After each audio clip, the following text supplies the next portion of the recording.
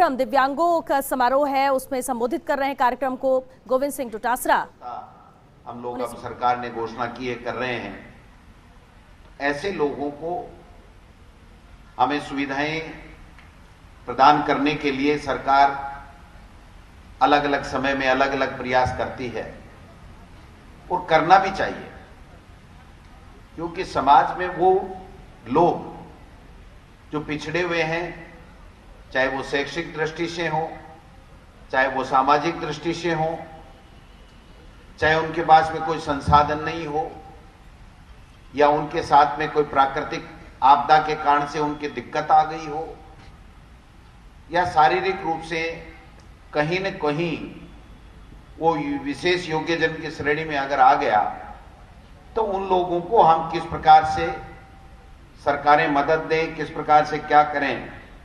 जो मुझे सरकार की तरफ से आंकड़ा दिया गया है, उसमें हम तकरीबन 5000 यानी 4935 बच्चों के लिए हम 10,000 से कहीं अधिक 10,479 का आंकड़ा है कि हम लोग इनको जो 19 उपकरण हैं, 21 श्रेणी के बच्चों को 19 तरह के जो उपकरण हैं वो उपलब्ध कराए जाते हैं और उसी कड़ी में ये कार्यक्रम किया जा रहा है। एक जमाना था जब ग्रामीण परिवेश के लोग जो हष्ट-पुष्ट होते थे, समृद्ध भी होते थे, लेकिन वो भी अपने बच्चे को नहीं पढ़ा पाते थे या पढ़ाने की उनकी कोई रुचि नहीं होती थी।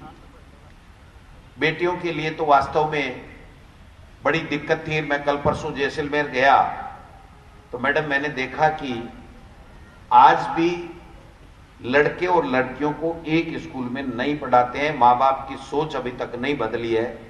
वो ये कहते हैं कि अगर 5वीं क्लास से ऊपर की स्कूल है तो हम बेटों के साथ में बेटियों को नहीं भेजेंगे, लड़कियों के साथ में लड़कों को नहीं पढ़ाएंगे।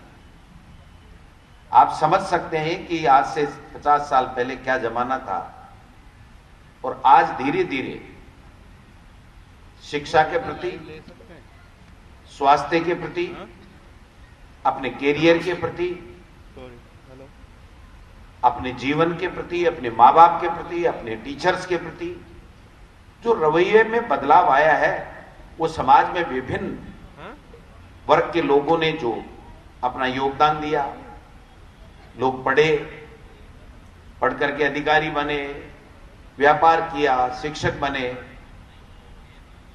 राजनीति के माध्यम से जनसेवा में आए और उन सब लोगों ने, साधु संतों ने, सबने मिलकर के एक वातावरण का निर्माण किया। और आज वो वातावरण का जो निर्माण हुआ है उसमें हमें सुखद अनुभूति है कि हम लोग बेटी और बेटे को पढ़ाने में रुचि लेने लगे हैं।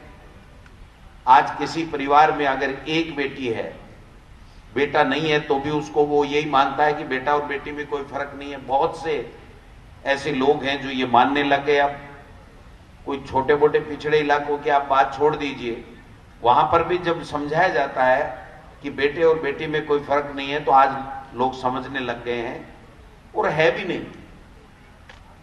नहीं, बेटे और बेटी में कोई फर्क नहीं है। मैं समझता हूं आज अगर एक बेटी है किसी किसान के, गरीब के, और अगर वो भी उसमें टैलेंट है और अगर उसको समझाया जाता है कि आपकी बेटी को विदेश में पढ़ने के लिए जाना है, तो मैं समझता हूं वो माँ बाप शहर से उसको स्वीकार कर लेता है कि हाँ, मेरी अशिक्षा के कारण से या मेरी नासमझी के कारण से मेरे बच्चे का भविष्य अंधकार में नहीं होना चाहिए। ये समाज के विभिन्न लोगों ने एक इस तरीके का वातावरण का निर्माण किया और उसमें सरकार का भी बहुत बड़ा सहयोग रहता है। आप समझ सकते हैं कि आज सरकार जो विशेष योग्यजन बच्चे हैं उनके लिए ब्रेल एवं लार्ज प्रिंट पुस्तकें उपलब्ध करा रही है। इनके लिए मेडिकल असेसमेंट कैंप लगवा रहे हैं। हम लोग संदर्भ केंद्र बनाते हैं, उनका विकास करते हैं, उनके माध्यम से उनकी सेवाएं करते हैं। थेरेपेटिक सेवाएं और पेरेंट्स काउंसलिंग भी करते हैं।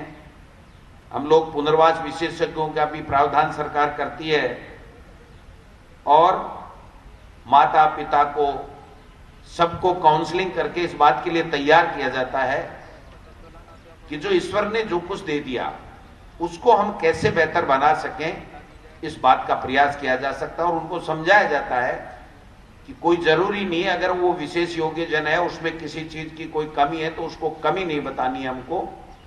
ये जो नाम परिवर्तन पहले अपन विकलांग बोलते थे और बोलते थे, तो ये सारा इसी का रूप है कि धीरे धीरे ये आया कि भाई हीन भावना बच्चों में नहीं आनी चाहिए, माँ बाप में हीन भावना